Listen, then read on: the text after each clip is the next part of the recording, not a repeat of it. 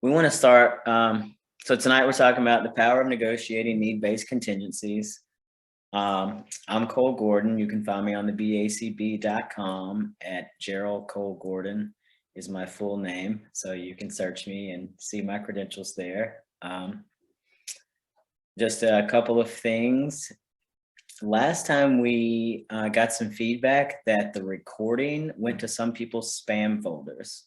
So if you didn't get last week's recording, it went out the next day. So if you don't have it, please check your spam folder, and just like peek there, and just in case you didn't get it, check your settings, tell it Wild Child Therapy isn't spam, right? So just that little thing. The other thing, if you put something in the chat, if you were with us last week, you saw me step in it a little bit, right? If you put something in the chat that you don't want me to read out loud, put that at the very beginning. So the first thing that I read is do not read out loud. And then I can be like, oh, okay, hold up, right? I really appreciate that. Yeah, I think that's about it. Cool. Oops. Let's get started. We're going to do a quick little bit of review on some functions. That's what we covered last week.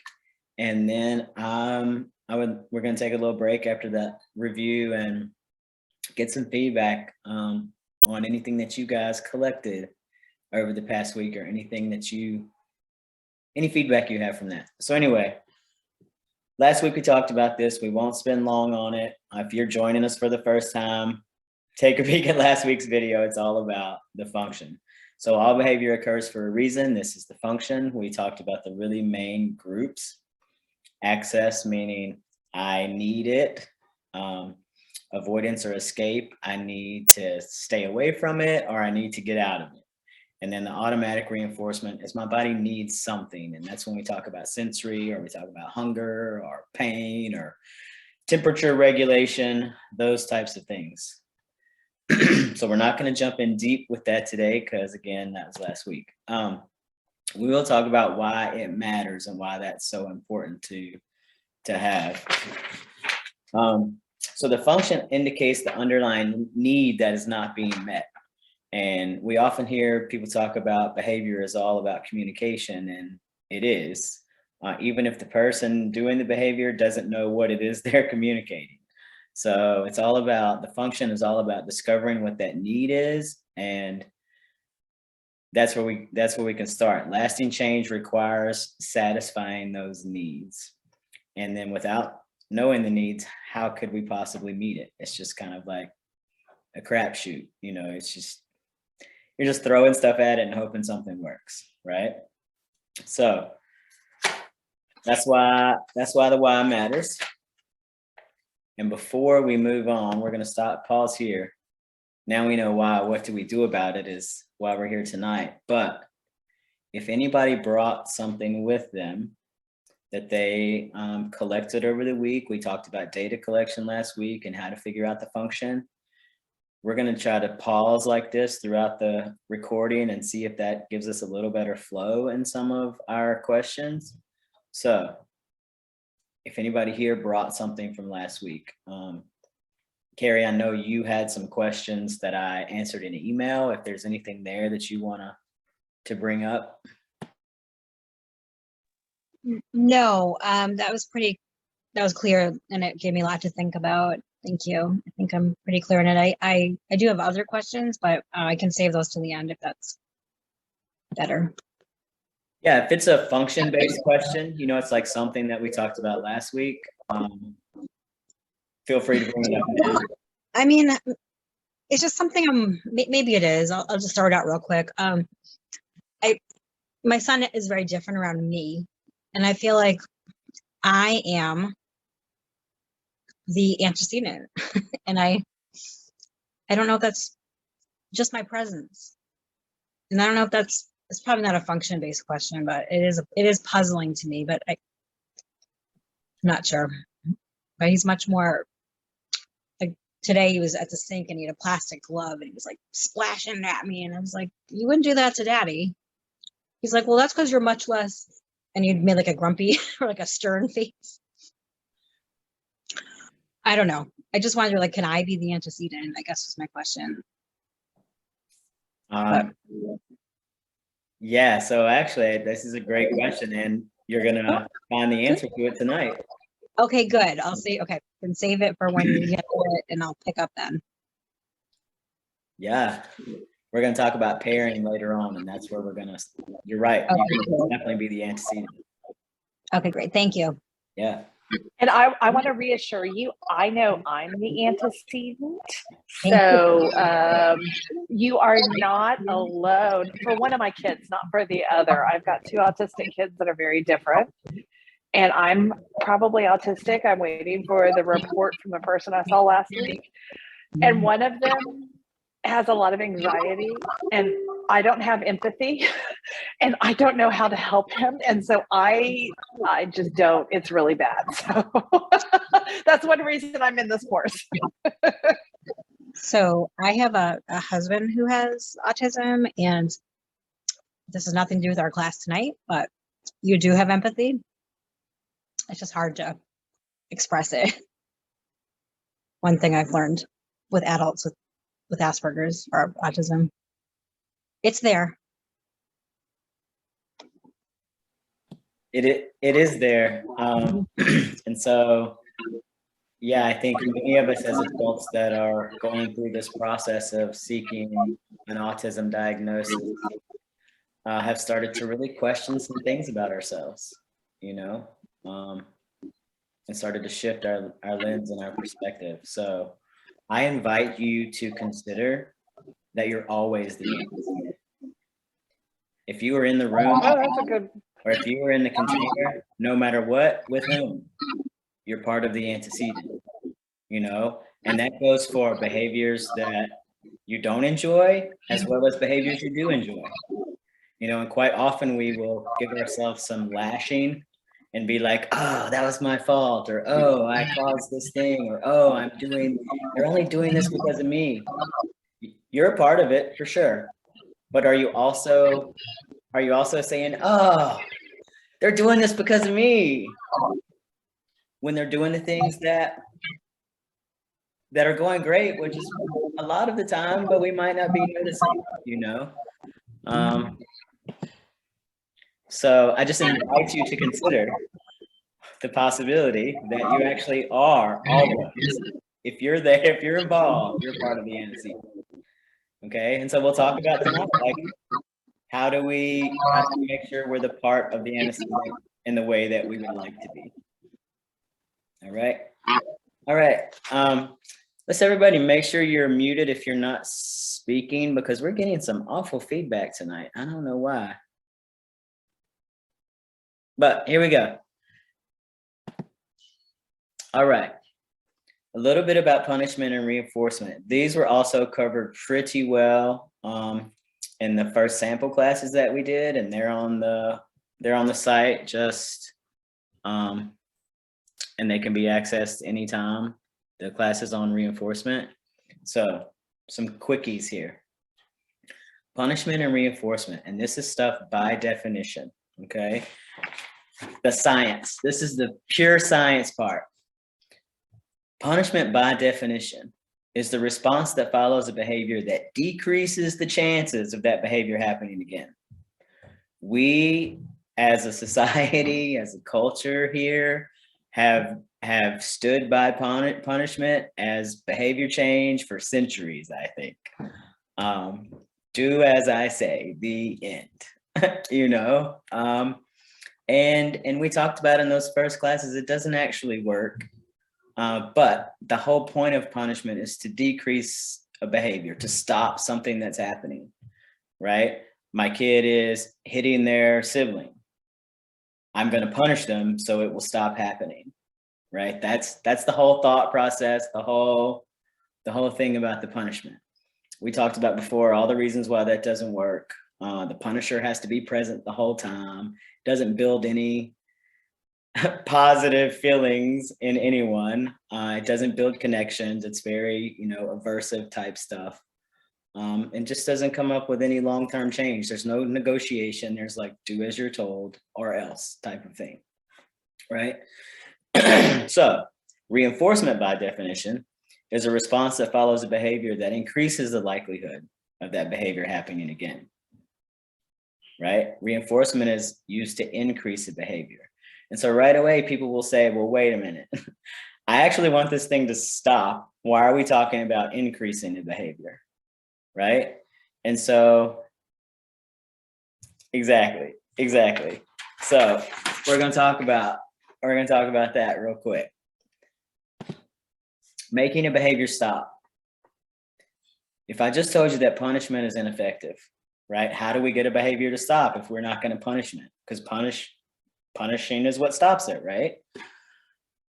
The first thing you can do to stop the behavior is to stop reinforcing it. If a behavior exists, it's been taught, it's been learned, it's been reinforced. If a behavior is getting worse or getting bigger, increasing in any way, by definition, we just learned it's being reinforced, right? So if something's happening that you don't like the way it's going, it's time to figure out what's reinforcing it. Okay, that's all the way back to our functions, right? So stop reinforcing it is number one. You have to identify what you're doing that's reinforcing it. When you stop reinforcing it, what's going to happen is something called extinction. And that basically means I'm not going to keep doing a job that you're not going to keep paying me for. When you stop paying me, I'm going to stop doing it. And that's how behavior works. I'm not going to keep doing this behavior if it's not going to get me the result I want. So if you stop giving me the result, I'm going to stop doing it. That's called extinction. A lot of times, and I said right here, sometimes things get worse before they get better. There is a period when behavior is put on what we call extinction, which is basically like, oh, I discovered that. So here's one, right? I'm going to give you a real sort of life example. And let's suppose that a child is making a really loud noise in order to access the attention of the adult. And every time they scream, the adult says, stop screaming, right? And they scream again, don't do that. And they scream again, and they're like, I told you to stop. It's working every single time. It's getting reinforced, right? How do we stop reinforcing it? We just stop, say it. The child screams. I'm not going to respond to that, right? I want it to go away. I'm going to have to do some other things as well, right? But that initial thing where I'm reinforcing it, I got to stop doing that. When I stop doing that, the screaming will eventually stop because nothing's reinforcing it. But what tends to happen first is if something has worked for us a really long time and suddenly it stops working, we try it a whole bunch more because we're convinced it still works. And that's called an extinction burst, right? It's just suddenly just like spike in what's happening. And for example, in the ages of the laptop, right? We click the mouse, something happens. We click the mouse, something happens. We click the mouse, something happens. We click the mouse, nothing happens. What do we do next? We click the mouse again. Still nothing happens. What do we do next? We click that mouse a whole bunch of times. That's the extinction burst, right? Can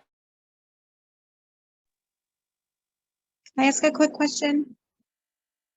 Is it true that if you do something, if you ignore and then you mess up once and don't, you set yourself back? People tell us this all the time.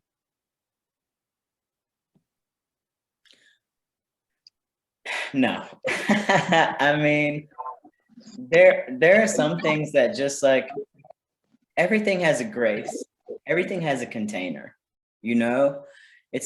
it is true that let's say that you have, and I've seen this many times, let's say that you have a kid who's very rigid. They're very rule oriented. They might have autism. They might just have like the way of cataloging in their brain that a piece of information comes in and it gets filed and that's it. It's there. You can never take it away, right? You do have some kids like that who are like, when you're trying to get rid of something, if you give in one time, you've set yourself up for a long, long, long haul, right? And so that's right here is where this is the perfect place for this question, because where people typically give in is during the extinction burst, because that's often where it can get to a place where it's not safe. So you never ever want to put a behavior on extinction when you're not reinforcing it, part 2 on this slide, with a replacement behavior. Like, if you're not going to give them another way to get that same need met, they might stop doing what they're doing, but they're just going to take it to another level, and it's going to get worse and worse and worse, and it's going to get so big that finally it's not safe, and you have to do something. And now that's the place where people tell you, oh, you shot yourself in the foot, right? Because things go hand in hand. You know, we got to have both of the pieces going. If we don't have both of the pieces going, you're going to topple over somewhere, you know, and you do end up kind of doing more damage than if you'd have just left it alone, right? So hopefully as we talk, that more and more of that will clear up. So Cole, quick question. Yeah. Along the same line, I think you're going to address, because I've been told, what I've also heard is you can ignore the behavior, but that doesn't mean ignore the person. And I think that kind of goes into your replacement behavior thing you're going to, because that's what confuses me, is that, okay, I ignore the behavior, but I'm not supposed to ignore the person. So how do I balance that? Yeah, definitely. I say that all the time. I'm like, ignore the behavior, but not the person. Right. And so we'll talk about that. And that's exactly where the replacement behaviors come in, you know? So we'll say that, let's say that I have that kid who's screaming. I know they need something, right? I'm not going to be like, don't stop screaming, you're hurting my ears. That right there is attending to the behavior 100%. Right? But I might walk over to that child and say something, you know, I might, depending, it's a lot, right? It's a big container. How old are they? What is the function? What is the unmet need? Da, da, da. But I'm going to attend in some way. I'm not just going to like turn my back on them and put them in a bubble where nothing else happens and to see what else happens, right? I got to do something. You know, if I'm in the middle of some kind of crisis and I don't have a replacement behavior in place, I'm probably going to response, interrupt, and redirect. Kind of that thing where you're like, squirrel, right? You can do that with any kid up to like age 12. You know, you can kind of redirect. After that, you're entering adult negotiations, right? But yeah, you got to have something else in that space. And so we will talk more about that, how to ignore the behavior, which is basically don't attend to it. You know, even if it's something you have to physically intervene with, you want to keep any behavior that you intervene in, any behavior, anytime, ever, no matter the circumstances. You want to have the least absolute minimal expressive response as possible for the safety of the situation. Right? And what I mean by that is, if there's a kid about to put a fork in the electrical plate and you're standing right there, you just reach down and remove it. But you don't make a huge thing about it, because now they're like, oh, this is fun. What else can I stick in there to see them make a huge thing about? Right? You just want to like minimize your response. If somebody's like screaming, you don't want to scream in response. But whatever you do, you want it to be flat. You want to be as flat as possible, because what you want to bring to the space is as little as possible of your own stuff. Right? And so we'll talk more about that in a little bit.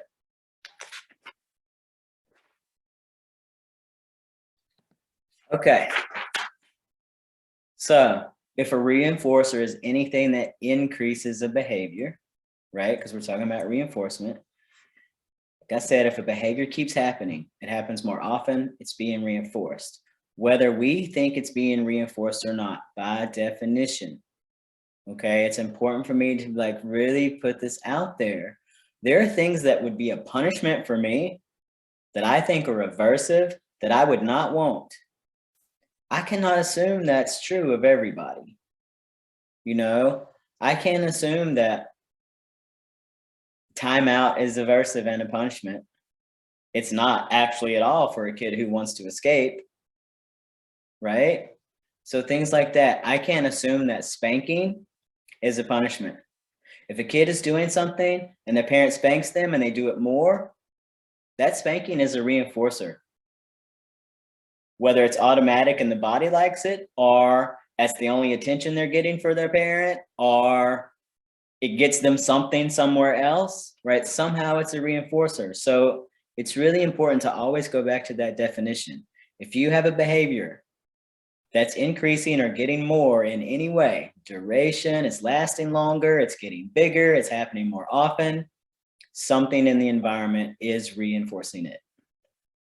Okay? And so, how do we use that to our power? We want to reinforce replacement behaviors.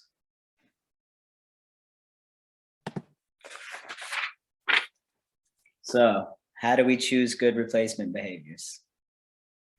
Number one, they must have the same function as the interfering behavior, right? Whatever initially is happening, you have to know the function. Don't just jump into reinforcement and replacement behaviors. If you don't know the function, who knows? It's just, you know, you're really setting you up. It's like I just said, let's suppose a kid is like screaming at me because they want to be left alone. And I put them in timeout, okay, which is a punishment, right? But it's not, it's a reinforcer because that's what they wanted. You know, whatever I do, if they're screaming at me to get escape, whatever I replace that with needs to get escape.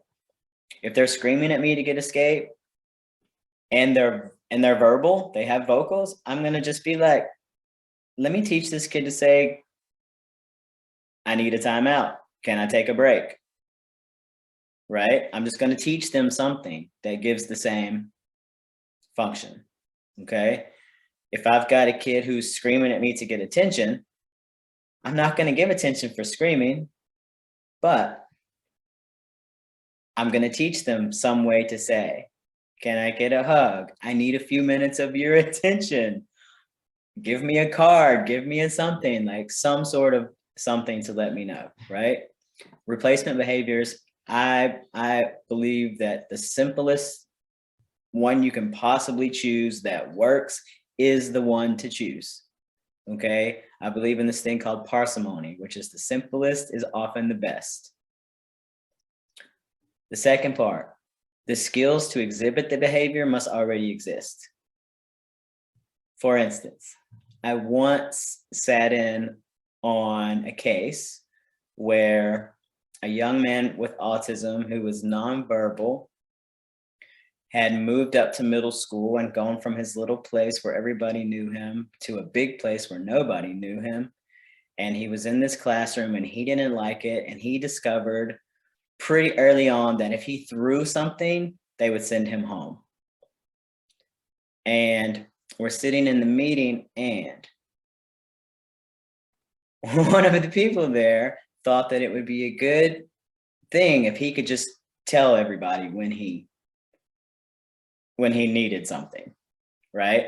And it took a little bit. The parents got a little heated because again, the kid was nonverbal. So it was being suggested that he use his vocal skills to ask for, you know, to get his needs met instead of throwing scissors, right? There was no way that that was going to be a good replacement behavior. He wasn't even close to having the skills he needed to exhibit it, you know? But if, let's say that I know a kid can raise their hand, then I might get them to show me a card. You know, I take a skill they already have and I turn it into a replacement behavior, right? And then the last part, it must be heavily reinforced until it's used independently.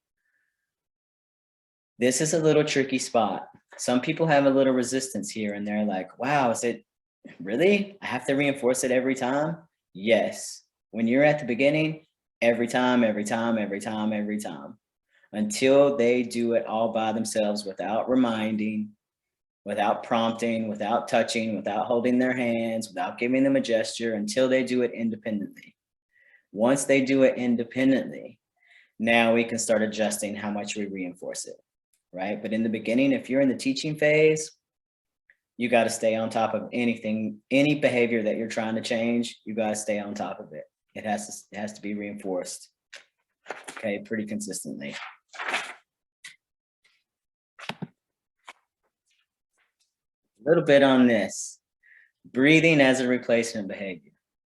Breathing is actually my favorite replacement behavior for many reasons. Many reasons. Number one, it's easy to perform, right? We're born knowing how to breathe. We do it automatically without thinking about it, but we can also do it intentionally. We can change intensity. We can blow hard. We can blow soft. We can blow hot and cold if on demand, if you've ever thought about that, right? It generalizes to all settings. Everywhere you go, you take your breath with you. You can breathe as an individual. You can do collective group breathing. It's easy, easy, easy to contrive opportunities to practice breathing.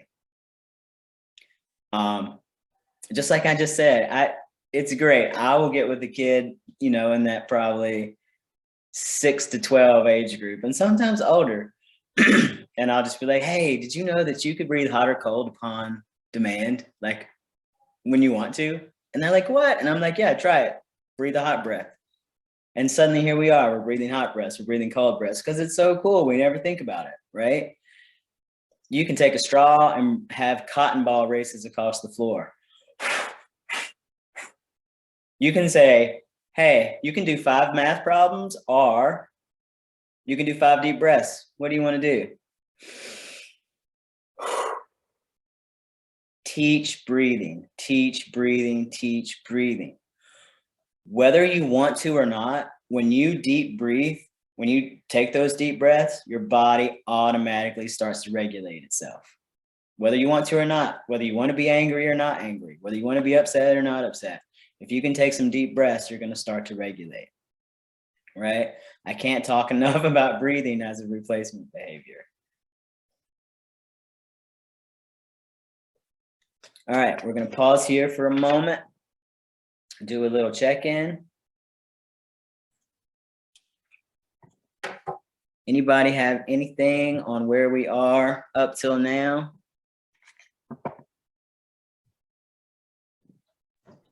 So I've got a question, but I don't know if it's relevant. So if it's not relevant, you can tell me. I won't be offended. You going back to if the punishment isn't working to stop the behavior, then therefore the person must be getting something from the punishment. And so, of course, my mind goes to me. And when I was growing up and I wouldn't clean my room every week and I got spanked every week for 11 years, and until I was 13, started at 2. Same thing every week. I don't feel like I got anything from being spanked. I learned coping techniques to try to get it over with quickly, but it didn't change my behavior of cleaning my room. And my mom finally put a stop to it when I turned 13. So I don't think it's relevant because it was an action and not a behavior. But I didn't change. I just became resentful. So I didn't know if there was any correlation, because I didn't want to be spanked. But it didn't stop. It didn't achieve what my dad wanted it to achieve. Well, right. And so, yeah, just because something might not be, so reinforcer, right? The not cleaning your room is like a permanent product, okay? It's like a goal-oriented behavior. You have a completion point, it's one task, well, actually it's a billion micro tasks, right? But cleaning your room is one task, and here's the result. Okay. It's a little different than, let's say that a kid hits his sister and he gets a spanking, and tomorrow he hits his sister twice and he gets a spanking both times, and the next day he hits his sister 4 times and he gets a spanking every time. Do you see what I'm saying? If that behavior that's being exhibited is getting bigger and there's more of it and it's happening more often, whatever you're following it with is increasing it. But when you're talking about a permanent product, it doesn't mean that, oh, on some unconscious level, I really enjoy this spanking I'm getting every week. No, but if like you exhibited, if you were like, I'm not going to do that, and you got a spanking, and every single time you said, I'm not going to, and you're saying, I'm not going to do that to everything. Right now, I'm not going to clean my room, and now I'm not going to go to school, and now I'm not going to eat my dinner, and now I'm not going to, right? Now we have some indication that spanking is creating some sort of reinforcement. Whether or not it's the actual physical thing, more likely it could be the control power struggle, right? But it's creating some sort of reinforcement. Does that clarify at all? Yeah, that makes perfect sense. I appreciate you not laughing at me and you walking me through it, because I feel like I have a much better understanding. So thank you. For sure. I welcome your questions. They're great. Thank you. All right. I did a little something wonky on you guys for the next slide. I actually flip-flopped performance deficit and skill deficit. So we're going to hit performance deficit first on my slide. But if you're following along with something you printed, the next two are flip-flopped. If you're just looking here, you won't even notice the difference. All right. So when we start looking at, there's a lot of variables, right? So what we're doing now is like, I know you're like, I thought we were here to talk about contingencies, right? Before we can even think about setting contingencies, there's information that we have to know. We have to know the function. We have to know the difference between reinforcement and punishment. We have to know what we're looking for there. We have to know if it's a performance deficit or a skill deficit. So when we're talking about a performance deficit, it means the person actually already has the skill. They already have the tool. They already know the replacement behavior, but they're just not using it. Okay, I've seen them do it. I know they know it. Why won't they use it? Okay, we're talking about a performance deficit. And that takes us all the way back to this quotated word called motivation. And as a culture and society, we like to talk a lot about intrinsic and extrinsic motivation, and how I can't tell you how many times I've had to navigate conversations where people are like, well, if they were just intrinsically motivated, right? So when we start going down the road of intrinsic and extrinsic, we start to make judgment calls again. We start to decide somebody else's motivation, what's driving them. If we think they ought to just do the right thing because it's the right thing for the sake of being the right thing, right? What we really need to know is that all motivation is controlled by environment, right? And so that's the container that we're in. Earlier, when we were talking about, I'm the antecedent, yeah, that's part of the motivation. We're going to talk a lot more about the environment, but this is where we start looking at the performance deficit. These are the things where they have the skill, but they're not using it. And why are they not using it? All right. Skill deficits. We're going to detour on that for a little bit. So, things we're asking ourselves: are there any individual skill deficits that require direct teaching? In other words, let's say potty training. I can't get my kid to potty train, right? Well, I start looking at all of the things involved in potty training, and I see, well, they need to be able to pull down their clothing, and they need to be able to get up on the toilet, and they need to be able to hold themselves there without falling in, because usually that age, that's delicate, right? And so they need to have this certain level of balance, and they need to know how to wipe, and they need to know how to pull things back up. And if I'm gonna teach them toilet training, I'm probably gonna teach them washing hands at the same time. And so, right, so now I'm looking at this whole list of skills that they need to do that task. And if I have a kid who can't sit independently, it's not time for potty training, right? They have a skill deficit.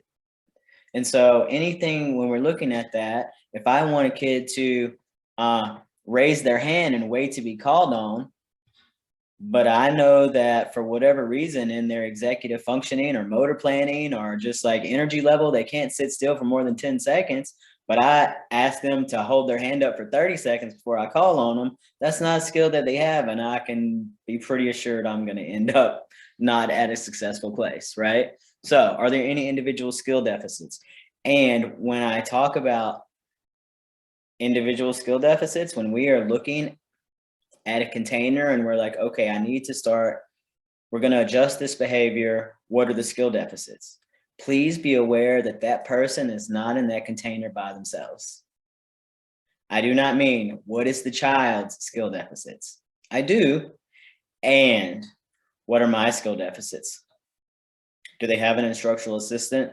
What are their skill deficits? Are they seeing a counselor? What are their skill deficits? Right? My partner, what are their skill deficits? Whoever is going to be in that container, what are our skill deficits? We have to look at ourselves to see what all is in the room. Some of the skill deficits that we can see with kids, we're going to talk a lot. We're about to talk a whole lot about instructional control. Lacking instructional control is a skill deficit. We'll talk about what that is and why it's so important. What about if there's a group routine? What if they're asked to walk in line somewhere, but they actually don't know how to walk in line? Then we have to teach that. We have to practice that. We have to reinforce that. Knowledge. This is where it comes back to us as adults.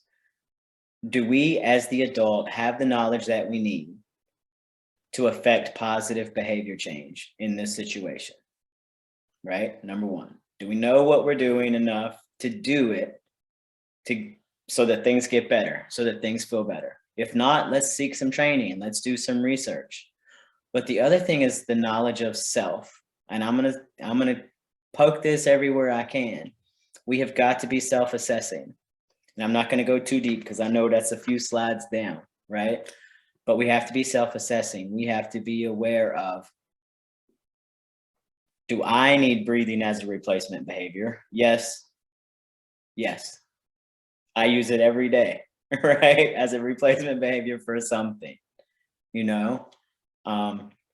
So a lot of self-assessing if you're the adult in the container. Let's talk about instructional control. It's simply the likelihood that someone's going to do what we ask them to do, right? If I say, would you hang up your book bag? And the kid does, I have instructional control. If I say, my kid comes in the door after school and I'm like, hey, take your shoes off, and they run across the room and just keep going, I did not have instructional control over that situation, right? It's pretty simple. So instructional control is foundational. Before you start any sort of behavior change, you cannot move forward if you do not have instructional control as the adult in the container, controlling the environment, right? You can move stuff around, but if you have a kid who just flat won't do anything you ask them to do, you have to back up and do some foundational work. So what we want in these containers, and guys, I hope you know, when I talk about containers, I'm talking about, in my mind, I'm envisioning the container of the living room where I've said, can you pick up your socks? And the kid threw them at me. I was there and they were there and their sibling was there and the game console was on. For me, that's a container, right? Or I'm in a classroom at school and there's 20 kids and there's this one kid doing this one thing and there's this teacher and there's this IA and there's like other things going on and there's a fire alarm. That's a container, right? I'm always aware of what is the environment that I'm in and what are those variables, okay? So anyway, within your container, if you're the adult that is, you know, controlling the navigation of that container, we want the adult to control the delivery of the tasks and access to the reinforcers. And we're going to talk more about that. But basically, it teaches that I, as the adult, am the gateway to whatever comes next. And I hope that I'm teaching you that I'm the gateway to all of the things that you want and all of the things that you need, right? To break it down for you real simple, in a clinic for young kids with autism, little guys, ages 2 to 6, who are learning a whole bunch of life skills. The way I set that up was I basically got a huge room and I filled it with every possible thing you think a kid ages 2 to 6 might possibly want. Here's a trampoline, here's a sand table, here's a water table, here's a car coaster, here's a swing, here's a, like, literally, if you can imagine it, it's there. Now I'm going to bring the kid in and I'm going to teach them how to ask for what they want. And I'm going to make sure they can get what they want. But they learn very quickly that in order to get what they want here, in order to get what they need, in order to get all of this fun stuff, I'm the gateway. I'm the gateway, right? And so that's what we want to get to with instructional control, that you are the gateway. How do we do that? We start with pairing. We'll talk a good bit about pairing. This is back to what Carrie, you were talking about earlier with the antecedents. It's about how things have been paired. So pairing is the process by which we condition ourselves, our teaching materials, our whatever tangible objects, other positive reinforcers, to connect, right? If we hear these stories, like I can tell you, people will say, oh yeah, my grandpa, every Christmas, he used to give us those soft candy striped candy canes, and they were like fat and they would just like melt like sugar because they were just sugar in your mouth, right? All of my siblings and cousins and everybody. If you come across one of those candy canes, you comment on my grandfather. You think about my grandfather, right? Over time, he paired himself with those candy canes. And so now in all of our brains and in all of our experiences, there he is. And he never made us work for it. So that's what we mean by non-contingent. We got a reinforcer that we never worked for. And that's great. That's wonderful, right? We don't make our kids work. Hopefully we don't, y'all. Make our kids work for every hug and kiss and praise and food and shelter. And no, these are all non-contingent reinforcers. You know, it's like, here it is. You can have all of the attention that you need. You don't have to work for that, right? So that's what non-contingent means. One of the first ways we compare is to associate ourselves with non-contingent reinforcers. The presence of that paired adult signals that good things are available, or signals that whatever they're paired with is also available. And note to self, I'm going to put that in this slide next time, right? Because it also, pairing is not, can happen in many ways, right? We're talking about the ways in which we want to have positive pairing, but you can also have negative pairing. You know, I definitely have seen situations where a kid will be totally fine, bebopping along in a demand, doing a task, what they're supposed to do. And an adult that they don't prefer will walk into a room and they will throw themselves on the floor and start having a huge behavior. And that adult doesn't have to do anything, just walk in the room. They've been paired. They've been paired in a way that causes aversion. right? So you can be paired in many ways. If, if your husband is the heavy and they're the person with the belt, that can be paired.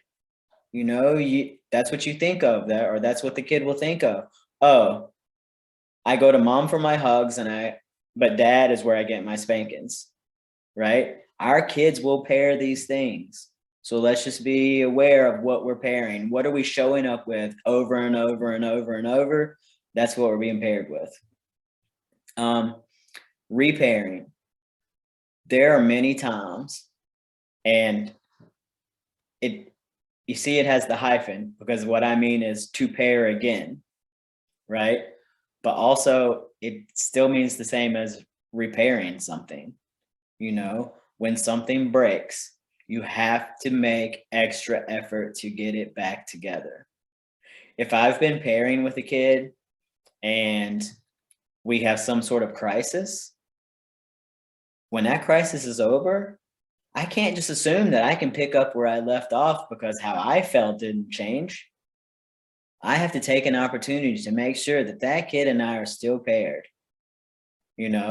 especially if let's say I had to do a hold on a kid or something that's really traumatic to them.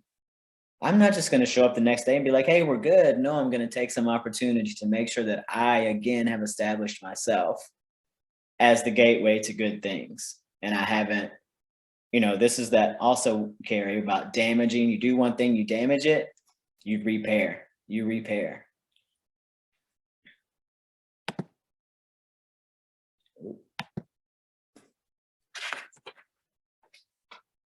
Oh, I must have skipped a slide, y'all. Or I must have clicked twice. And so y'all were just gonna have to listen to me talk a long time on this one slide. The slide that I just slipped over was just called pairing. And basically it just talks about, it's creating a connection between two or more things. I can tell you right now, here we go. Does anybody know what those, when you see those signs with that big golden M, does anybody know what that means? You know what I'm talking about? Mickey D's.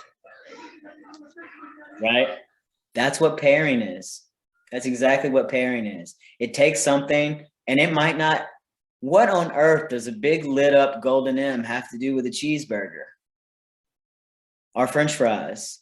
Or, you know what I mean? It's like, it's completely irrelevant symbol. But over the last several decades, we've paired it in such a way that if I see that big golden M, I think of some pretty good French fries. They're like things I think of. That's pairing. And so it's just creating a connection between two or more things. They can be items, right? You can pair a picture card with the actual thing. You can say, oh, this picture represents this pen. Whenever you want the pen, you give me the picture. Functional communication. We'll talk about that down the road, right? But you compare things like that. You compare items. You compare events. Like the candy cane I was telling you about is also paired to Christmas for us because that's when they always showed up in our stockings, right? You compare people.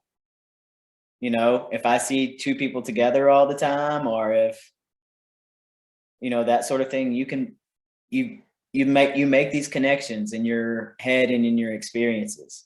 Pairings can be one-to-one, or they can be a whole group. You can have, if you're teaching and you have a classroom full of kids, you can pair that whole group to one thing, right? Or if you have a whole category of anything, if you might have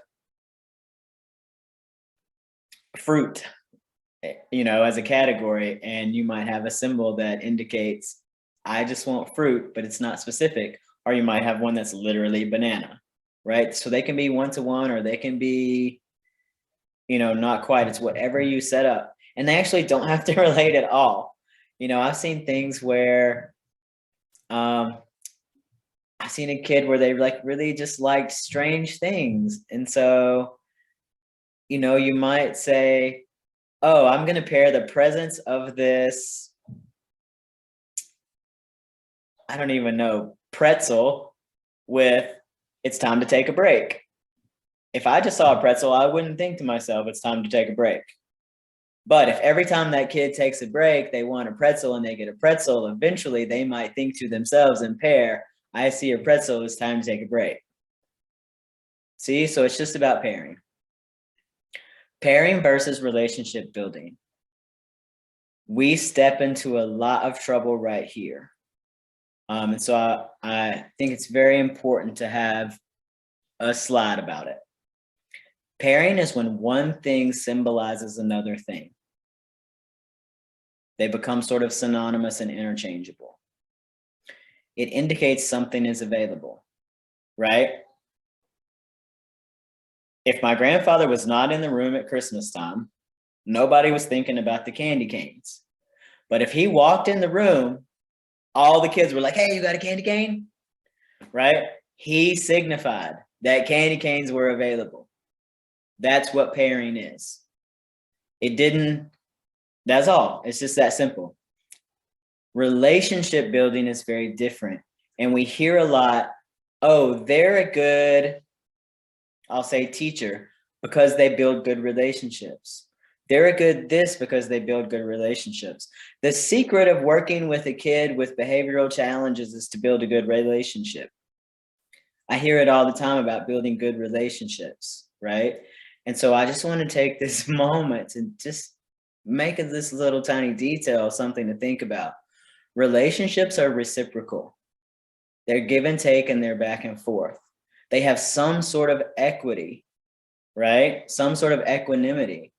And relationships reinforce all the participants, right? So if I'm building a relationship with my child, which I hope that I am, right? Especially if they're like my personal child at home, I just need to be aware that they're giving to me. They're reinforcing me. I'm getting something out of this. Okay, that's a relationship. It's not just I'm teaching them and I'm growing this little soul and I'm meeting all of their needs. They're meeting my needs.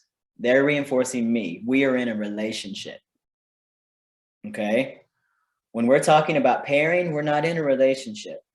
I, as the adult, am not expecting or waiting or signifying or wanting or needing any reinforcement from you. I am literally just saying, I represent this thing that you're trying to get. I represent this thing you're trying to get, right? It's not back and forth. And so when I start to hear things like, or I can tell when the pairing has dipped over into relationship building because the adult has some kind of feelings about it. Okay? If a child is exhibiting a behavior, and I'm not saying this is human to have some sort of feeling about it, but if you have some sort of feeling about it and you start to sort of define the behavior and how it impacts you, you're not getting your needs met. It's about you not getting your needs met. Okay? Your kid's having a meltdown and you're feeling frustrated, irritated, impatient. I'm going to pull my hair out. Guess what? You have needs that aren't being met. Okay? And your child in the meltdown is just kind of bumping up against those with their own needs that aren't being met. Right? So let's just make sure that when we're talking about pairing, we're not talking about the place where we're meeting each other to reciprocate, have reciprocity in meeting our needs. We're just talking about this symbolizes this. We don't have a whole lot of feels about that thing, okay?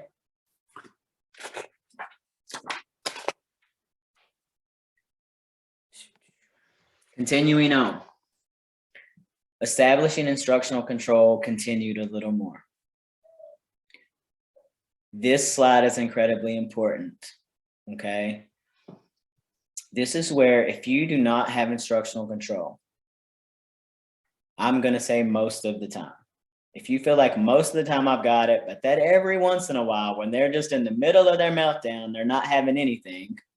Okay, that's different than I got to tell them twice. I got to tell them 3 times. Now I'm doing the 1, 2, 3 count up or the 3, 2, 1 countdown. I'm giving you one more chance. I'm changing my demands. If you're doing all of those things, come back to here. You need to establish instructional control. Okay. So how do we do that? We do it with demands. We give demands all the time, whether we realize it or not. Okay. I did this sort of, I was working with a bunch of, at a clinic with a bunch of therapists, and they were tracking these things called receptive instructions. And that basically means I'm going to tell you to do something just with my voice, and then I'm going to see if you do it.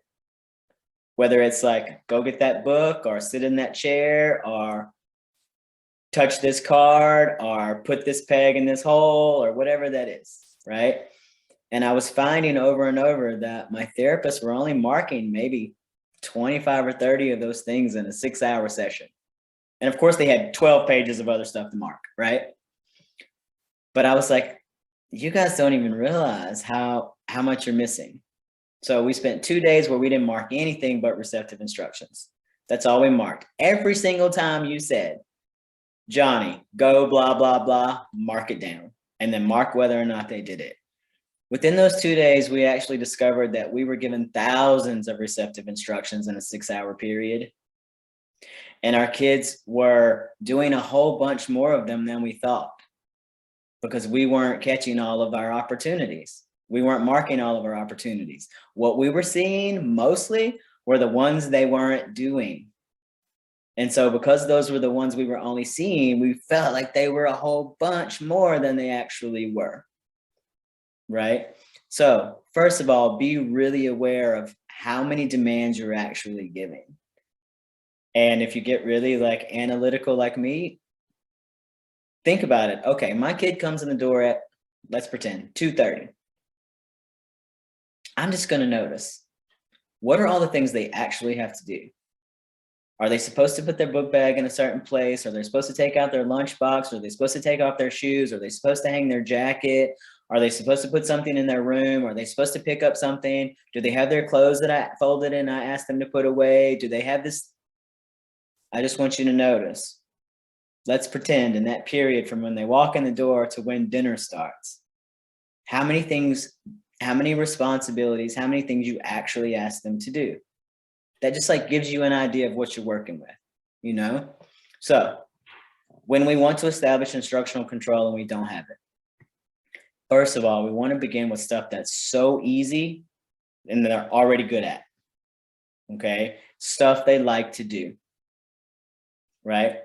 So if I have a kid who likes to, I don't even know, some kids do like to unload the dishwasher, right? Or some kids like to take this there, or some kids like, whatever it is they're good at, they like to do, it takes like tiny little bit of effort, I'm going to do that. You know, it's different, whatever container you're in, you can find these opportunities. Hey, can you hand me that rag? Hey, thanks. Reinforce. Whatever reinforce means, we'll talk about that in just a little bit. Whatever reinforce means to that person that you're reinforcing. Is it praise? Is it a pat on the back? Is it a hug? Is it a token system? Is it a whatever? Right? Do it, do it, do it, do it, do it. I'm not going to go to that one. That one's complicated. I'll stay back here. So easy, frequent opportunities for them. The more chances they have to do it, the more chance for success, the more chance for you to reinforce the success. Okay.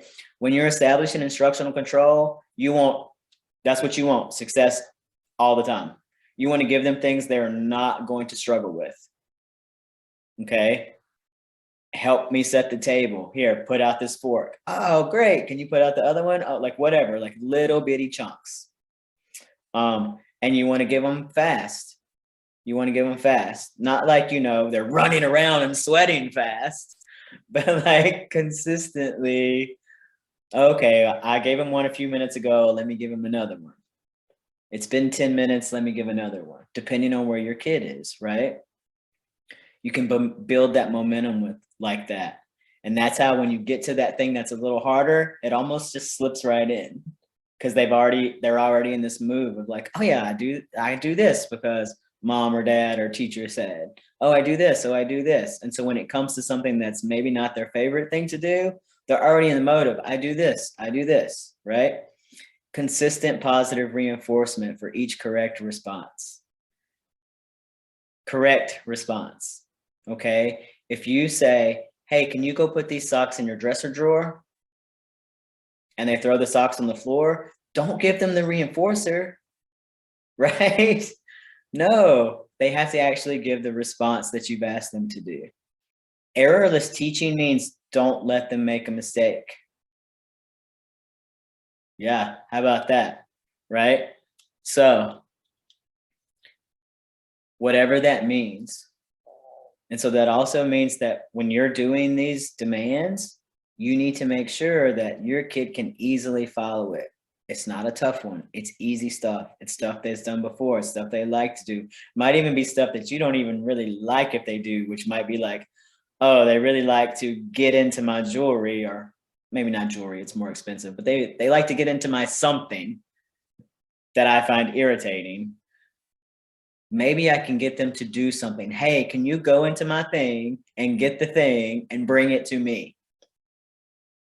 Yeah, because that's where they want to go anyway, right? So just get them to do it in a way that establishes instructional control. You're doing it because I ask you to, right? And then slowly you increase that task difficulty. But if you are finding that your kids just aren't doing what you need them to do, you got to get down to much, much easier demands. You got to do them a whole bunch of times. You got to reinforce them every time they do it. And that's how you build up to the bigger stuff, right? And don't be afraid to like break things down into task analysis, right? Let's say that your kid won't brush their teeth. I can tell you that age is like 10 to 14. They're establishing their autonomy. They want to decide.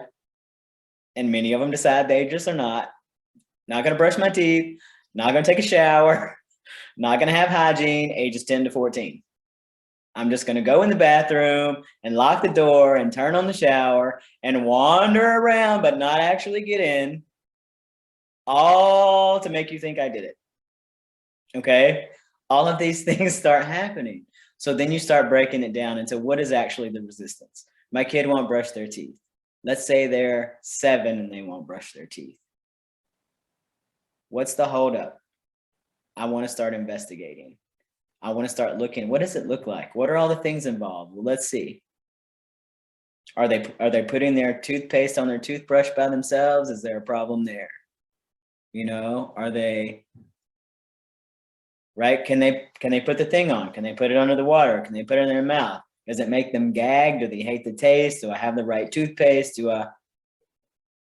Anyway, you want to break down into those tiny, minute little things and teach those tiny little skills and ask those tiny little things. If something you're asking them to do as a whole, you're not getting anywhere on, break it into something that's much smaller chunk.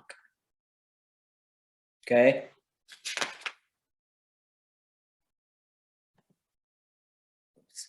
Consistency, and then we're going to take a break and talk about all of that because I'm hoping you guys have some questions. Consistency repeatedly represents the same pairing. When you're in pairing, the same thing has to show up every time, or you won't pair it. Which means that we have to be consistent about how we show up and how we interact with our kids. If today you did this thing and I laughed, and tomorrow you do that thing and it irritates me and I yell at you, that's not on my kid to figure out, right? That's on me. That's on my consistency. We're giving mixed signals. Do I like this thing or do I not like this thing? Do I mean this or do I not mean this? we're setting this, we're going to do this thing every day. This is how we're doing it. But then tomorrow you're like, nah, I don't feel like it. It was too much work yesterday, right?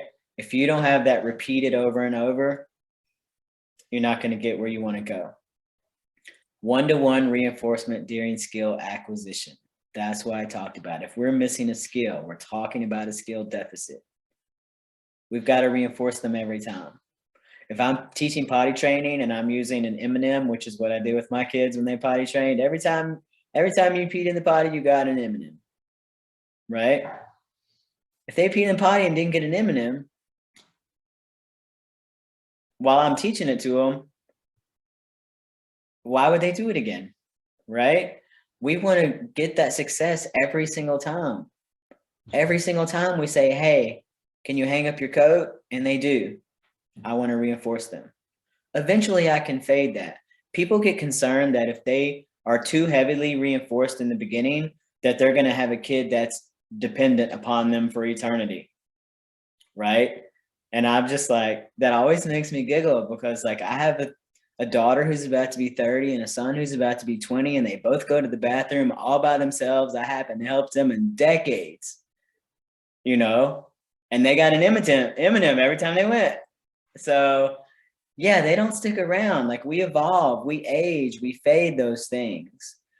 You know, it's very different. A reinforcer is like, do this, get this, that builds, you know, as opposed to like, I think sometimes when people say dependency, what they're afraid of is learned helplessness, which is I'll do it for you, and I'll do it for you, and I'll do it for you, and I'll do it for you.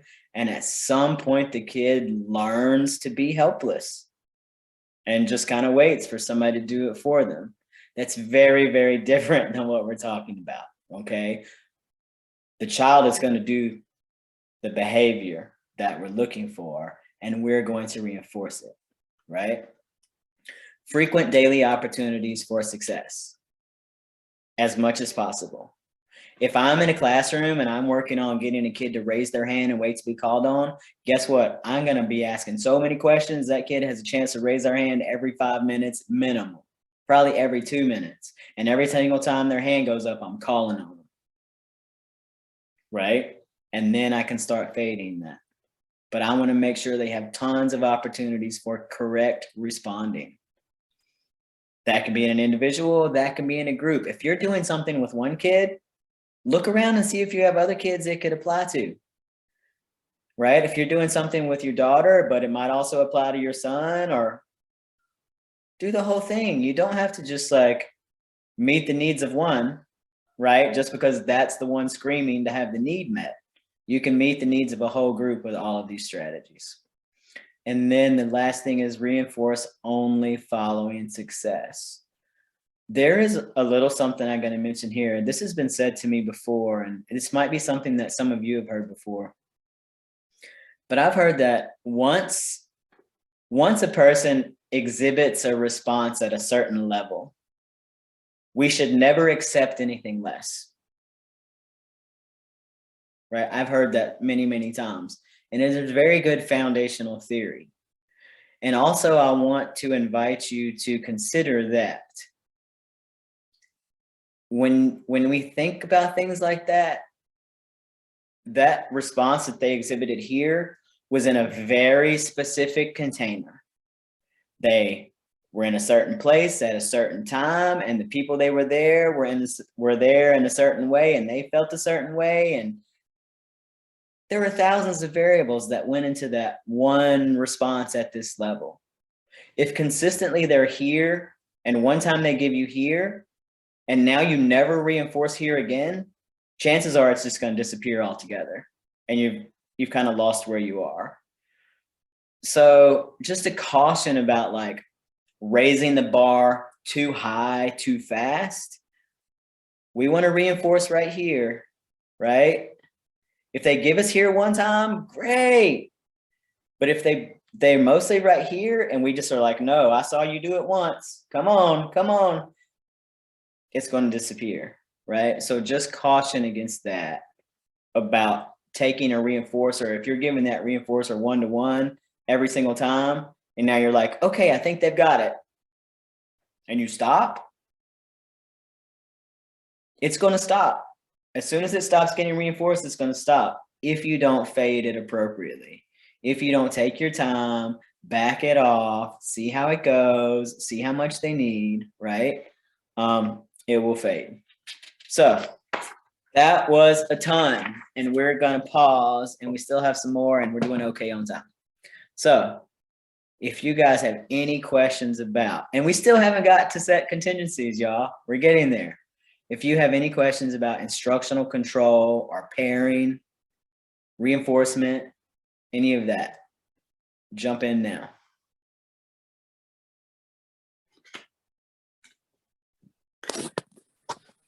Hey, Cole, I have a question.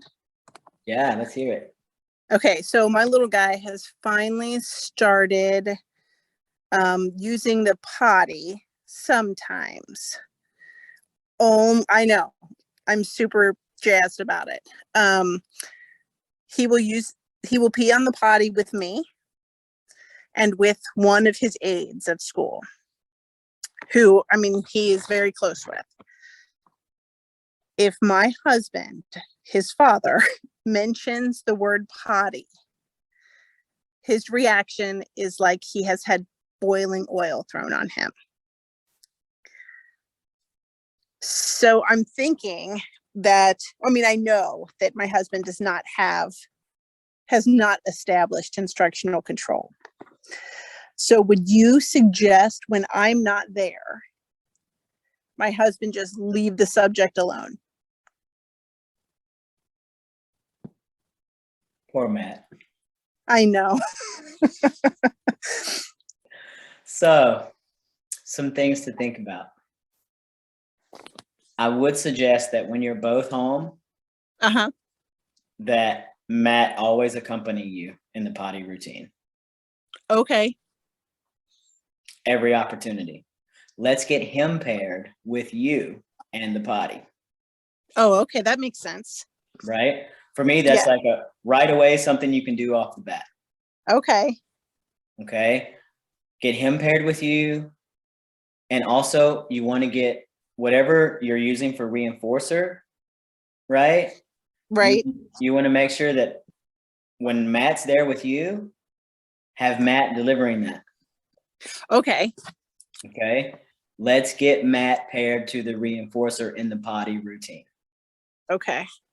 That's where I would start. Okay. And when you're not there and it's just him, we still got to go through it, especially Okay. if you're on a schedule, right? Right. Matt just wants to keep, as gentle and as soft as he always is, and just like it can be frustrating, I'm sure, for Matt, and he probably has a lot of feelings about it. Yes. If he can just remember that it's like has nothing to do with him. Okay. It has nothing whatsoever to do with him. But he has the opportunity to have it have something to do with him, Okay. by pairing himself. And he just, it's called a protocol, right? Whatever your potty protocol, I've written so many potty protocols. Right. Whatever your potty protocol is, every single person follows it to a T. Okay. And that includes how you show up emotionally. Right? So Right. let's be looking at that. How do you show up in the potty? How does his IA show up in the potty? Look Okay. at those things. Because I guarantee you that whether your guy can tell you he's picking it up, he's picking it all up. Okay. That's off the bat, some things to think about. All right. That's a great start. Anybody else got anything? I have a quick question. When do you ignore, you're talking about not attending to something. I have a situation where my son makes fun of my weight a lot, like physically, grabbing my belly, making comments about my weight. When do you set like a boundary that you won't be treated a certain way, and when do you ignore it? And I don't know, like, I guess I get caught up in, is it okay to ignore something that's not kind? Is my question. This is a great question, and it's going to Okay. lead us right into the next slide, actually. I've been doing that. Yeah, it's about to lead us in, and I hope it sheds some light on some of these things. So before I start answering you, I'm gonna ask if there's anything else, and then I'm gonna go to the next slide, because then it's just gonna we're just gonna be talking about exactly what you're talking about, Carrie. Great, thanks. Anybody else on instructional control? Just take your things down into little small bites, right? And you just get like, once you get that momentum going, you make a lot of progress. All right, here we go. Jumping into what Carrie was just asking about. Now that you have all of this foundational knowledge, we still haven't gotten to the setting contingencies part, right? Now we need to really have a look at what all is going on in the environment.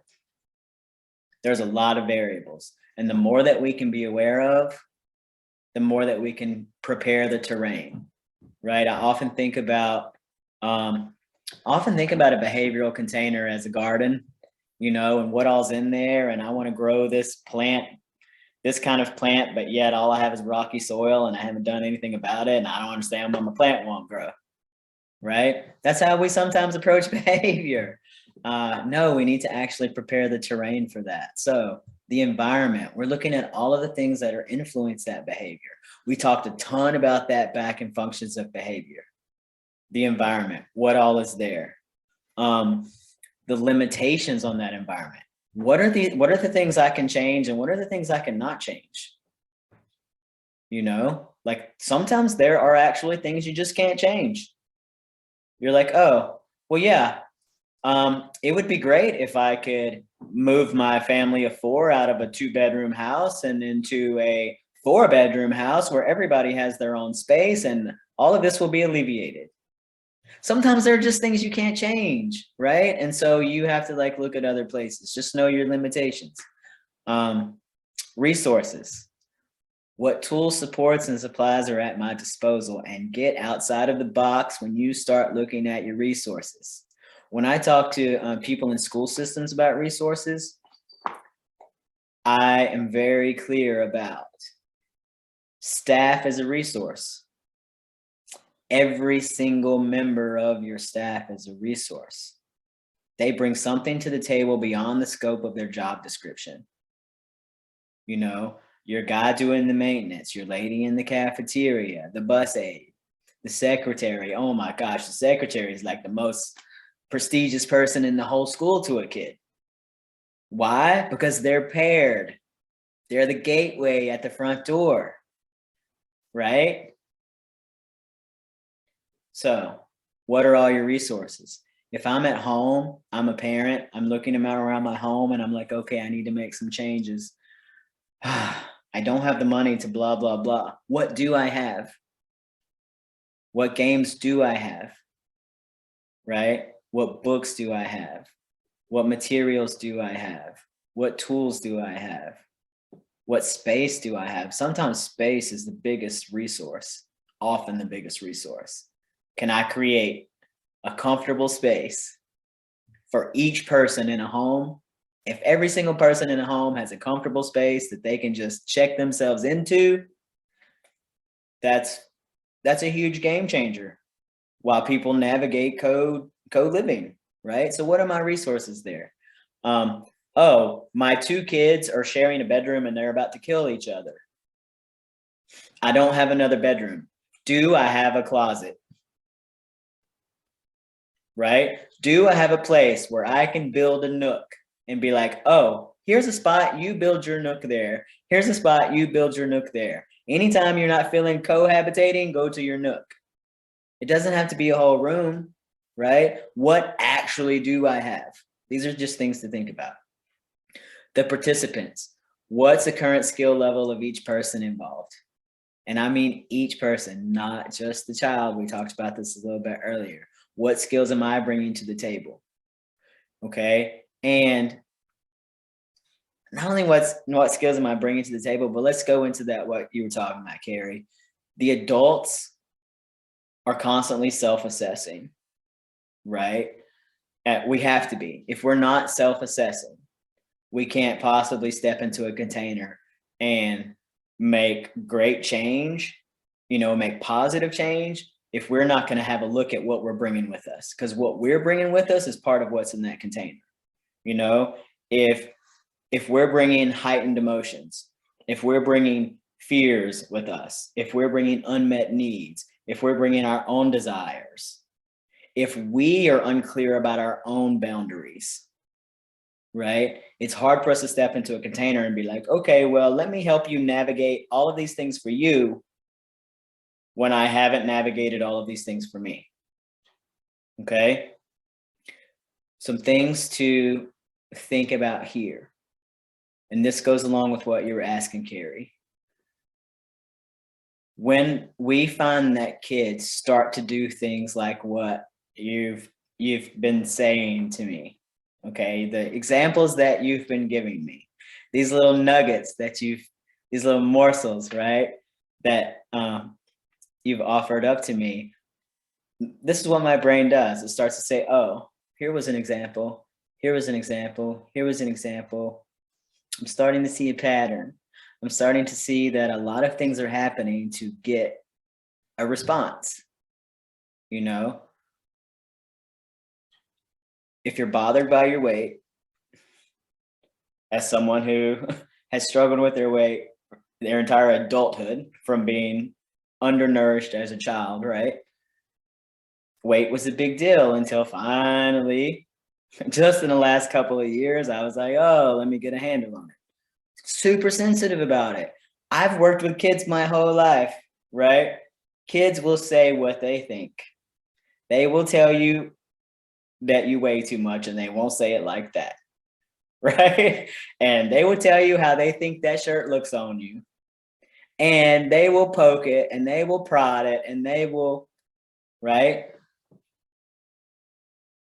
If you have something like that that's happening more and more and more, that's a whole lot about you and the response that previous responses. And let's change future responses. If the very first time it ever happened, there was no sort of like engagement, right? Or like if it didn't get anything, again, it would go away. So it's getting something for him. And chances are it's your response. And again, I'm not in your container, right? I'm not running your data. I'm not doing your analysis. But if these are things, places that he's poking you, it's for your response. And so what is the function of that? If he's screaming, he's making a loud noise, he's getting the response. He's talking about the weight, he's getting a response. He's smacking with the glove, he's getting a response. It sounds like, this person who is just like, I'm just going to keep poking you. Let me see where else I can poke you. Oh, that one stopped getting a response. Let me poke you somewhere else. Right? You have big work to do. You have big work to do. And it is that two-handed thing. It is. I'm going to have to change my responses to what's currently happening. And I'm going to make sure that need doesn't go unmet. I'm going to fill that space. It's an unmet need. And sometimes if we have more than one kid, this happens all the time where we're like, wow, oh my gosh, this kid, it doesn't matter how much attention I give them. They just like never stop. Right. And then we have another one who like, they check in every few days and to let us know they're still around. They're just like also different. If you have that one kid who's a bottomless attention pit, there's a need there. What's happening? How can we, I don't want to get ahead of my vocabulary because it's on the next page, but how can we get it out of deprivation? How can we start getting it to the point where it's not an empty vacuum and it's just like, feed me attention, feed me attention, feed me attention, feed me attention, feed me attention. Right? We got to get something else going there because that's not sustainable for anybody. And then what starts happening is the poking. And when I say poking, I might mean physically poking, but I definitely mean energetically and emotionally poking, right? Verbally poking. So, Thank you. yeah, for sure. Reinforcers, keeping our reinforcers powerful. You really need to do these things when you start talking about reinforcers. And what are my reinforcers going to be? And what am I going to use on the backside of my contingencies? Okay. And believe it or not, we're almost to the contingency setting slide. We're almost there. Deprivation means it's being deprived. It's not available. Okay. If you decide to use something for a reinforcer, I'll go back to the M&Ms that I use for potty training. If I'm going to use chocolate, candy, an edible of some sort, chips, cookies, whatever carrot I'm going to dangle, I want to make sure that that thing is not being consumed anywhere else. It's not available. If I'm using it for potty training, it's not available for brushing your teeth. It's not available for dessert. It's not available, right? And I don't mean just the M&M. I mean the whole class of chocolate. You have to get it in a place where they really, really want it in order for it to be powerful. When my daughter was potty training, I gave her all this information, right? And she was just like, Dad, she just won't do it. She just won't. She just holds and holds and holds, and she just won't go for the M&M. And I know she loves him. And I was just like, man, I was really racking my brain round and round and round about it. And I was like, why isn't this, what's wrong here? And finally I was like, wait a minute. I was like, is she getting candy other places? And my daughter was like, well, I mean, you know, we have that bowl of chocolate on the table. She eats it whenever she wants. I was like, oh, so she's eating chocolate all day long and you're wondering why she won't go potty for an M&M. Right? It's not in deprivation. Saturation is the other end of that pendulum swing. If I'm using the same thing over and over and over and over and over and over and over and over and over, eventually it's going to lose its power, even if the kid is asking for it. Okay, we have to go back to what is being said is not always the actuality. Okay, the kid might say, I'm going to do this for computer time.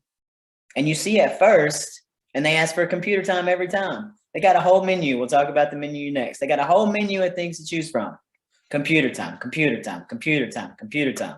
After a while, you start to see they're still choosing computer time, but it's a whole lot. They're getting slower at what they're doing. They're kind of giving you a hard time. They're not really motivated by the computer anymore. They're saturated. Even though they're asking you for that, their behavior is saying, we've reached a saturation point, right? So you want to have a fluidly changing menu of options. When we enter negotiations, which is coming up in the next slide, when we enter negotiations, you as the adult are in control of the task and the reinforcers. You want to make sure that you have options to choose from, especially with those reinforcers, okay? Again, you want to make sure the reinforcer connects to the actual function. We talked about this before. We'll use computer time. I once had a case where I got called in to see this kid in the school. I went in, I had a look. I was like, yeah, he's doing a lot of things to access attention. He's not getting enough attention. Let's put some things in place to make sure that he gets attention. They made up a menu. It was great. I came back in 2 weeks later and they said, the reinforcer is not working. And I said, well, then it's not a reinforcer because by definition, this is what creates one. And if this is not what's happening, it's not a reinforcer. And they're like, well, it's what he chooses every time. And I was like, this is how I came up with the example, y'all. What's he choosing every time? The computer. And I was like, well, we know that his function is to access attention. Unless he's getting on that computer and entering a chat room, which I know he's not at school, he's not getting attention from that computer, right? They didn't match up. It wasn't serving his need. And they said, yes, he is. And I was like, how? And they were like, well, every time he gets it, he picks it up and he says, nah, nah, nah, nah, nah, I got the computer. And then all the rest of the kids say something. And I was like, y'all killing me, right? Make sure they match up. Make sure they match up, and don't use the same thing over and over and over and over and over. If you have a fluidly changing menu and you see that your kid has chosen the same thing, I say 3 times in a row, take it off the option. You control that menu. Whether they really, and if they really want it, when you put it back on in a couple days, it'll be way more powerful. Okay, so make sure you keep that menu fluid. Successful negotiations. So if we're talking about children who have the ability to verbally communicate, right? And even if we don't, that's a whole nother level. If we're talking about kids who lack functional communication, we'll cover this stuff in the functional communication class because it's a whole lot deeper and different ways to come at it. But if we're just talking about a 6-year-old with pretty decent language, they can say, I'm hungry, I want some food, right? I don't want to do that, right? If a kid can say, I don't want to do that,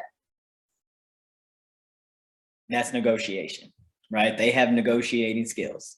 If they can say no, if they can say yes, they have negotiating skills, right? So successful negotiations require input and agreement from everybody. And often we'll walk in as adults and we're like, okay, I know what's best here. And you know what? You probably do. You've been on the planet a whole lot longer. You've got some pretty good safety awareness. You know what doesn't work because you already did it, right? Let me save you what doesn't work. I already did it. Yeah, we probably have a whole plethora of knowledge that our children don't have. Let's meet them where they are and make sure that they feel like participants. And not that they just feel like, but that they are participants. And that goes with the demand and the task that I'm asking of them, as well as the reinforcer, right? Now, obviously, I'm not going to sit down with a 4-year-old and be like, okay, let's talk about some negotiating agreements, right? Let's see. I'm going to want you to do all these things. No, that's not like, it's not age appropriate negotiation. You might sit down with your 4-year-old and say, whatever you already know, here are the list of things that I want them to do. Potty training, pick up your socks, put away your toys, get in bed, right? Whatever it is, you can be like, okay, here are your choice of, let's say it's go to bed and they don't want to. Where can you give them a choice? What kind of choice can you give them? How they get in bed? Do you want to jump into bed today? Do you want to hop into bed today? Do you want to crawl into bed today like a snake? Do you want to, like, what are some choices I can give them around this event? Is it, do you want to wear these PJs or these PJs? Let them negotiate the task itself, right? Then what's the reinforcer? Every time you get in bed, you know, whatever you've set. Once you're in bed, do you want this stuffed animal? Do you want that stuffed animal? Do you want me to read you a book? Do you want me to lay with you for 5 minutes? Do you want, right? You're negotiating with them what it is that they are like, and they might tell you one thing. If you have discovered, right? You've already discovered that the function is they don't want to go to bed because they want more of your attention. Whatever those options that you give them, you want to have an attention function in there. Do you want me to read you a book? Do you want me to tell you a story? Do you want me to, right? I'm involved here. Okay. So, do you want the light off or on tonight? Do you want, give them options in the task, in the demand, give them options in the reinforcer. okay? Then it requires consistent availability of the first win opportunities. Someone said a few weeks ago that I've always used first then, and someone told me they used win then, and I was like, yeah, I can get with that.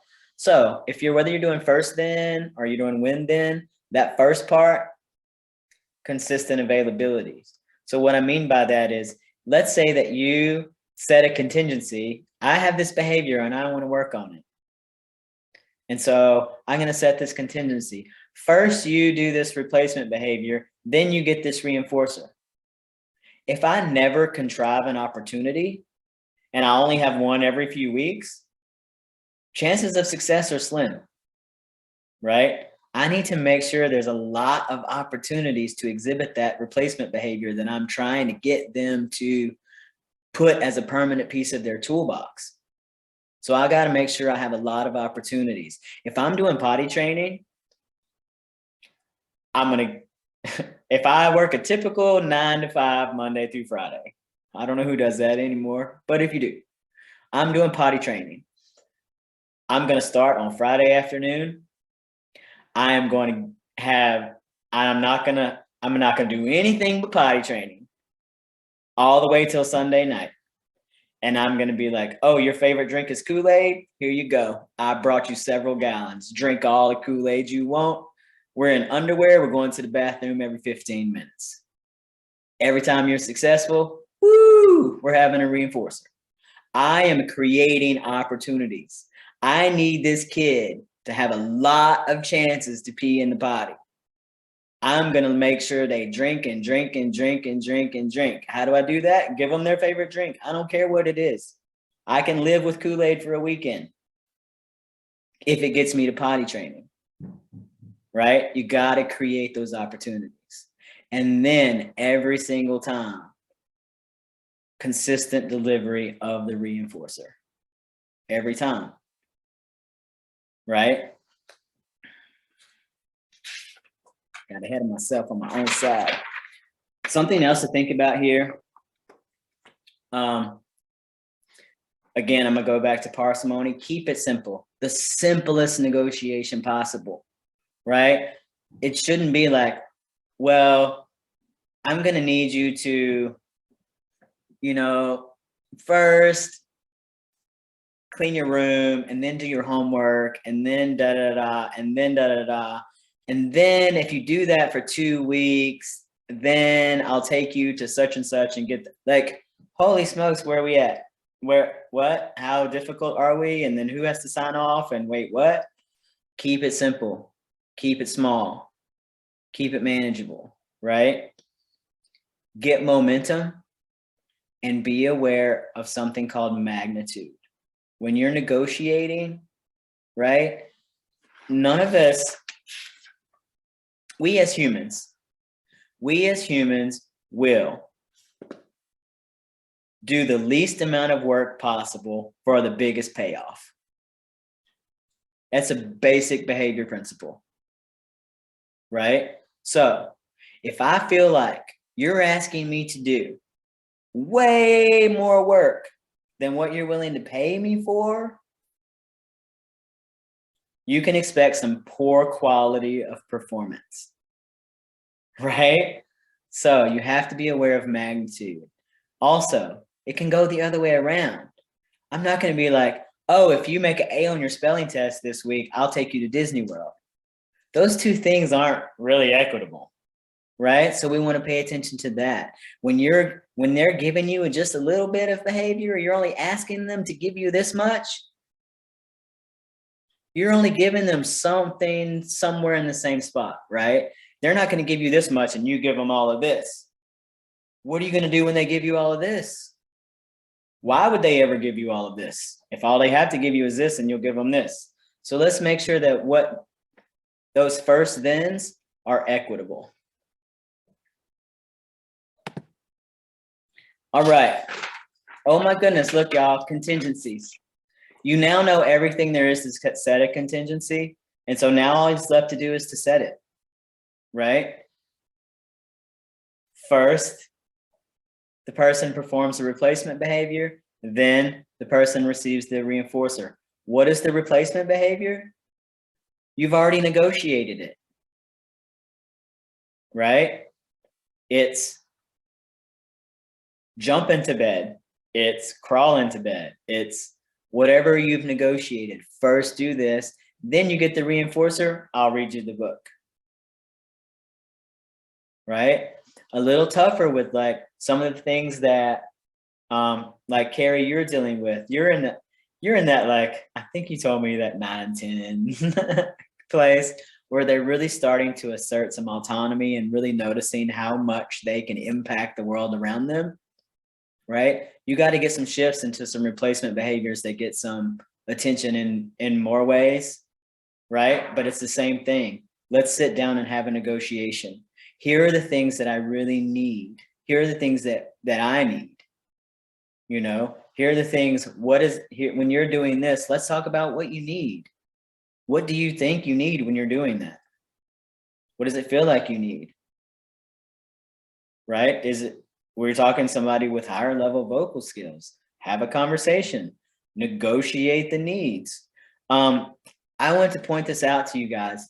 If you find that you really don't have a good idea of how to negotiate needs or how to, let's say, identify needs, there is a book, and it's for adults, but it's called Nonviolent Communication. It's by Marshall Rosenberg. And he has a thing called a needs inventory. And he basically goes through like, here are some feelings and then here are some needs. And he breaks them down into like 7 categories. And I'm not saying you have to follow that or not follow that. But if you are struggling to identify a need, it really gives you a good place to start. Because you might be like, something doesn't feel right, but I don't know exactly what it is I need. Because we as kids weren't taught to do that. Right? So feel free to have a look at Marshall Rosenberg's needs inventory. I think that will be very helpful in identifying the need. Okay. Just something to think about. Then last thing about contingencies. Once you've set a contingency, that's it. You've set the contingency. And people say, well, what happens if they don't do it? Nothing. If they don't do the first, they don't get the then. And that gives you a lot of information. It says that your reinforcer is not powerful enough. It's saying that they think that this first part is not worth this payoff. But you don't negotiate in the midst of it. Okay? If you change that contingency while they're giving you some kind of behavior, it's going to decrease the effectiveness of the contingency and of your future contingencies. If a kid learns that if they hold out and you will up the ante, they're going to hold out every time, right? You know, if you're there like, let's say that you're dealing with a 12 or a 13-year-old and you've decided that money is your system. I'm going to pay them for their chores. I'm going to pay them for the homework. That's just where I want to go. That's fun. Kids that age love money. You can get a long way on 25 cents when a kid's 12 years old. You can get a long way on $1, right? So if that's what it is, but if you're like, I'm going to give you $1 for this, and they're in the middle and they're refusing, and then you're like, okay, well, today I'll give you $2 if you get it done. You see how easily we slip down that slope because we don't really think that's such a huge deal, but we have just said, you can't hold me to my word in negotiations. And if you make it a little bit difficult, you're going to get your way, right? That's not the kind of negotiating we want to do. We got to hold our contingencies. The last point we said a few minutes ago, we're going to say it again. If you allow access to the reinforcer, it's going to decrease its value. If you're having your kid do their homework for 50 cents a day, but you're giving them a $20 a week allowance, guess who's not doing their homework for 50 cents a day, right? Things to think about. All right, guys, we are at the end of our PowerPoint. I'm going to stop screen sharing so that I can see a little more of your blank screens. About 10 minutes to go. Please, please, please, now is the time. Ask anything you want to ask.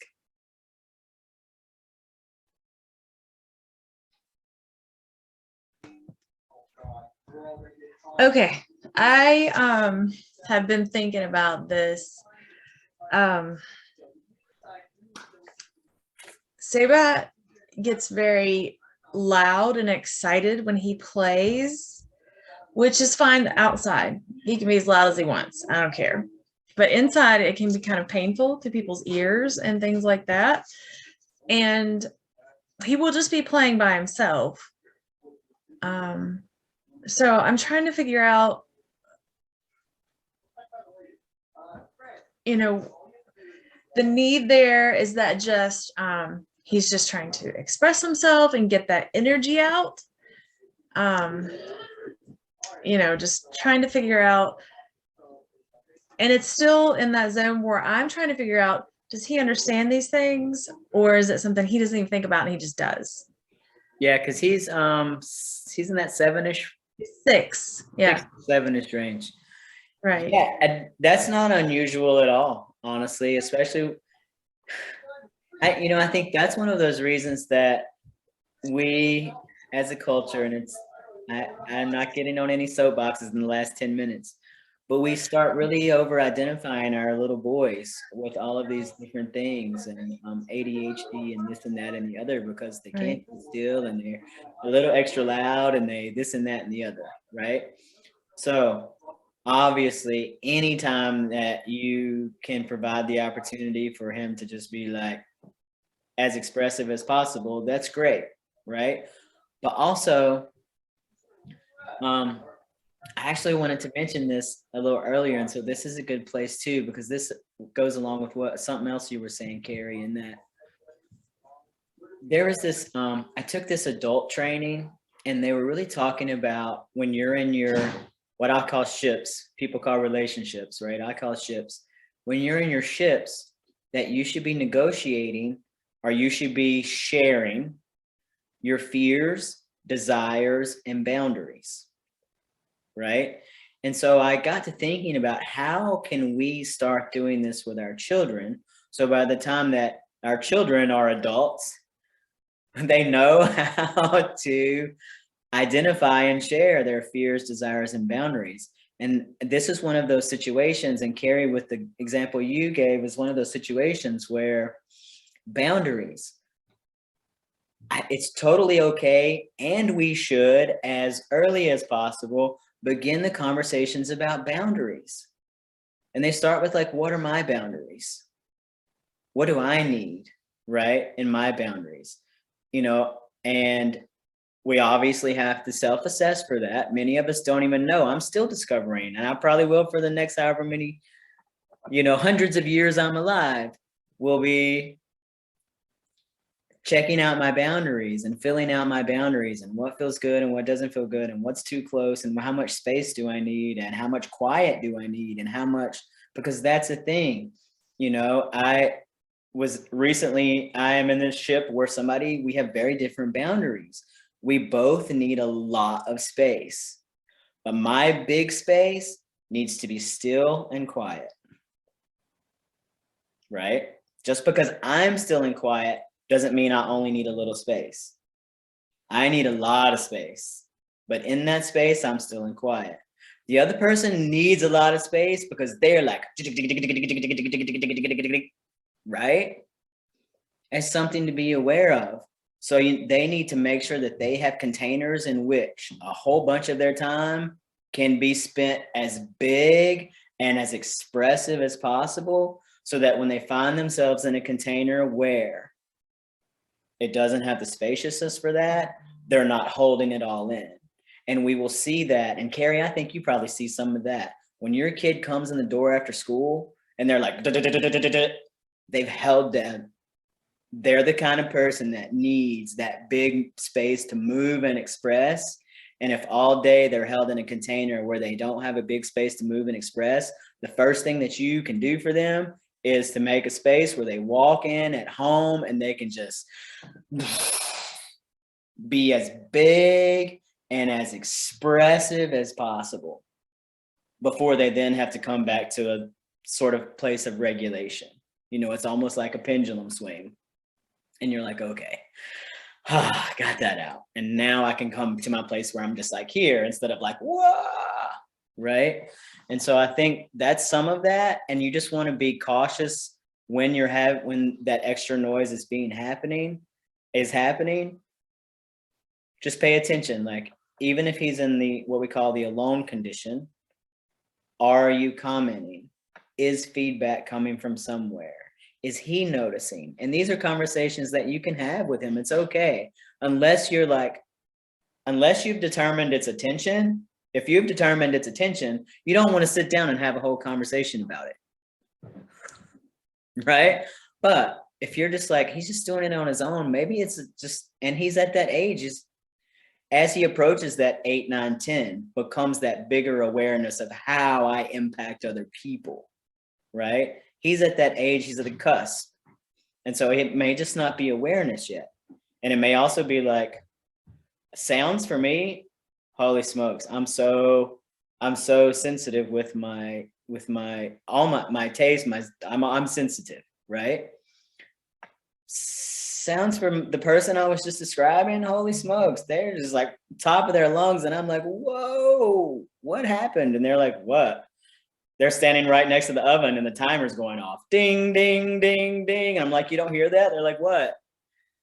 Right? So it's just like, you just got to think about the person and the container and how do they express, and how can I create a container that allows this person to express to the fullest of their authenticity, you know?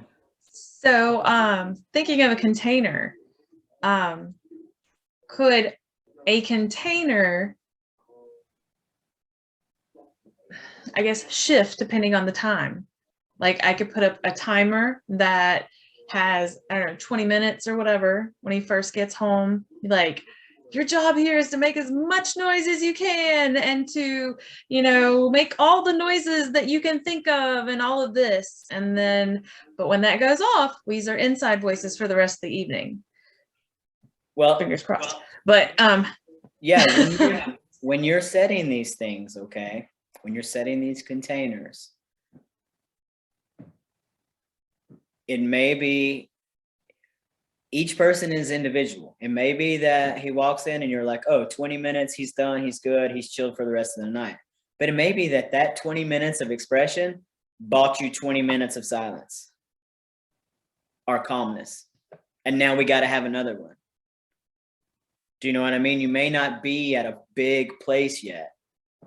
You may just be at like, oh, actually at his developmental age, at his energetic level, at his level of expression, at his personality, at his whatever all the things are that drive all the things, a Right. realistic expectation for him might not be, you got to hold it here for 2 hours.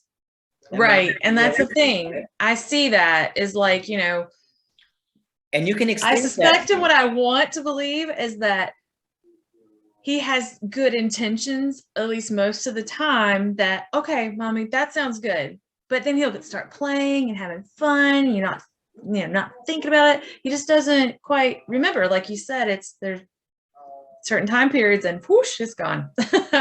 But yeah, so you can also pair those activities, right? So if you're going to do, and remember, pairing happens everywhere.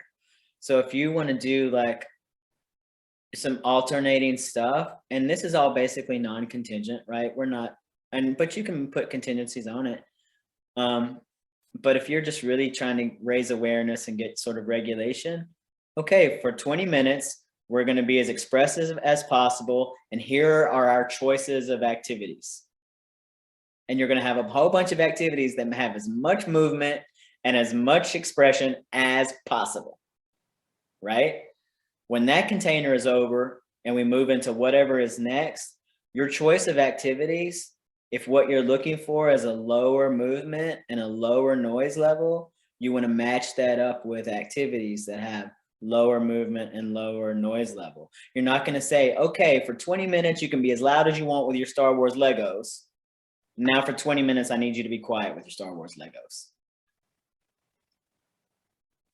You're not going to get it. He's still going to be like, woo, woo, yeah. Like, you're not going to get it, right? So be thinking about that shift. If you're shifting from this, shift completely. Change activities. Okay, that makes sense. And like this is really good talking about it because it makes me consider those time periods and like 20 minutes of him playing and being rowdy and like having fun. He's just getting warmed up. Right. Right. Right. So might be more like 45 minutes and then a cool down with a slightly and so that's the thing. less active activity. I would really, everyone, if you don't already do breathing as a replacement behavior, if you don't do it for yourself, start. If you haven't taught it to your children, teach it. Do it with games, get some, if you're littles, get some bubbles, get whatever it takes to get that person's body to get comfortable.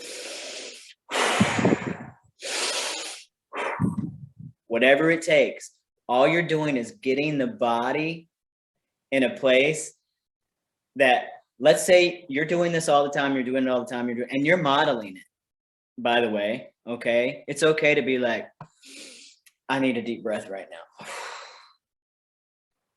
Okay, that felt better, right? It's okay. But when you're in crisis, right? And your kid is like screaming and melting down and all you really want them to do is take a deep breath. If you have taught it and you have played it and you have basically implanted into the body, it's now something that we do. You don't even have to say, take a deep breath. If you do, you're probably going to take them off more. You just got to stand there and do your own thing. You just have to be like,